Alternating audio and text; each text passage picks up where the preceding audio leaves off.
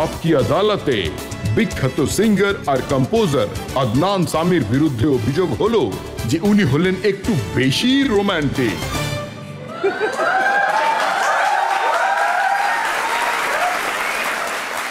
সলমান খান একটা কথা বলে যে আমি বডি বানিয়ে বানিয়ে শেষ হয়ে গেলাম, ফিটনেস করে করে পাগল হয়ে গেলাম, আর এরকম চেহারা হওয়া সত্ত্বেও রোম্যান্স করতে পারে, একসাথে 6টা হিরোইনকে নিয়ে ঘুরে বেড়ায়।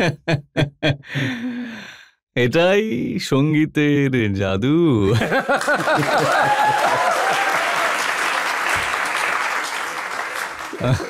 কিন্তু সিঙ্গার তো আরো আছে, জাদুটা কি শুধু আপনার কাছেই আছে? আমি কি বলি, গানগুলোই এমন যে গানে তো রোম্যান্স চলেই আসে।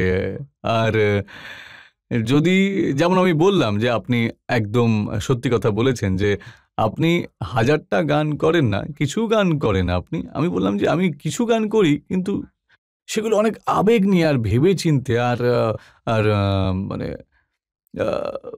খুব মন থেকে আমি আপনার করি। একটা গোপন রহস্য ভেদ করে দিচ্ছি সবার সামনে।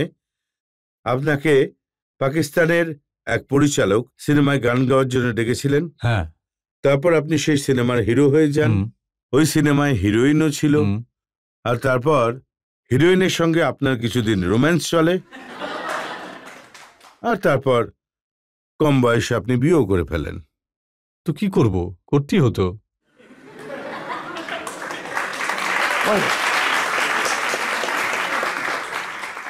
একটাই তো জীবন, বেঁচে নাও, কালকের কথা কেউ জানে না। মানে চোখে চোখে কথা বলো? না না, চোখে চোখে নয়, ইশারো ইশারো মেয়ে। আপনি সলমানকে পরামর্শ দিলেন যে তুমিও বিয়ে করে নাও। আমি 3-3টে করেছি। হ্যাঁ, আমি একদম বলেছি, এমনকি আমি আমি আমি অনেক চেষ্টাও করেছি, কিন্তু উনি খুবই মজার উত্তর দিয়েছিলেন। উনি বলেছেন, তুমি 3-3টে বিয়ে করে কি পেয়েছো? আমি যে কারণে আমি একটা বিয়ে করতে পারি। তো আসল ব্যাপারটা হলো, আমি এটাই মনে করি যে জীবনে I am a very traditional kind of a person, you know. যদিও আমি বাইরে থেকেছি, আর আর আমার পড়াশোনা বাইরেই হয়েছে। আমি খুবই আধুনিক মানুষ, কিন্তু কিছু ব্যাপারে আমি খুবই ট্রেডিশনাল। আর আমার মনে হয় যে সব মানুষের উচিত নিজের কালচার, নিজের ট্রেডিশনকে সবসময় বাঁচিয়ে রাখতে হবে। ওটাকে একটা বেস বানিয়ে নিঃসংকোচে আধুনিকতাকে জায়গা দাও। But you should have your roots in the place. And in the light of that, I'm not judging anybody, but I'm just saying this is me. যে যখন আমি কাউকে ভালোবাসলামই, তো বিয়েও করে ফেললাম। I didn't want to, আমি ওই ভালোবাসাটাকে একটা বৈধ, প্রকৃত, স্বচ্ছ চেহারা দিতে চেয়েছিলাম। আর I didn't want to make it frivolous. তো যার সঙ্গে আমি সত্যি প্রেম করেছি, ইউনো, এমনিতেই তো মানে। কোন গানটা গাইতেন আপনি? भीगी भीगी रातों में फिर तुम आओ ना, हो भीगी भीगी रातों में फिर तुम आओ ना,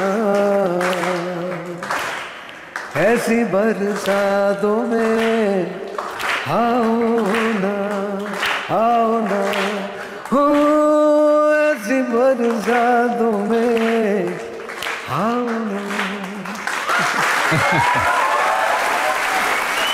দর্শকের থেকে দু একটা প্রশ্ন আমরা নিতে পারি? হ্যাঁ স্যার, বজরঙ্গি ভাইজানে যেমন পাকিস্তানকে দেখানো হয়েছে, পাকিস্তান কি সত্যি ওরকম, না আসলে সত্যিটা আলাদা? বলুন। ওখানেও যদি আপনি যান, তবে ওই রকমই পরিবেশ আপনি পেয়ে যাবেন। भर दो झोली मेरी या मोहम्मद, लौट कर मैं न जाऊंगा खाली, भर दो झोली मेरी या मोहम्मद, लौट कर मैं न जाऊंगा खाली, भर दो झोली आका जी, भर दो झोली नबी जी भर दो झोली मेरी या मोहम्मद लौट कर मैं न जाऊंगा खाली।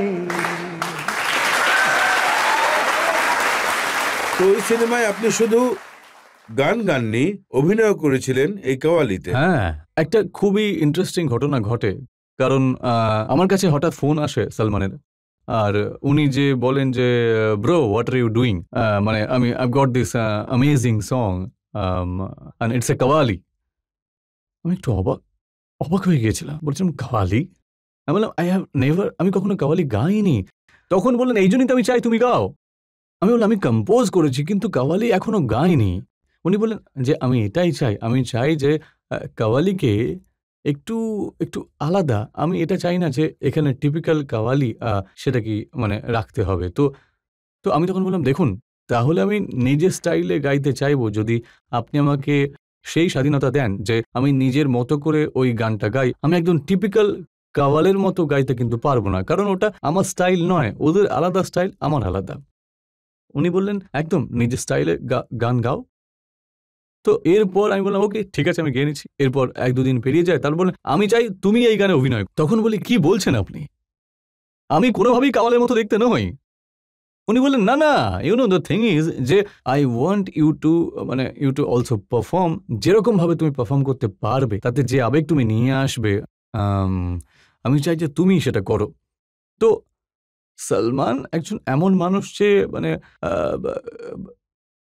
খুবই স্বচ্ছ মনের একজন মিষ্টি মানুষ, ওনাকে না বলা খুবই মুশকিল। তারপর আমি কাজটা করি।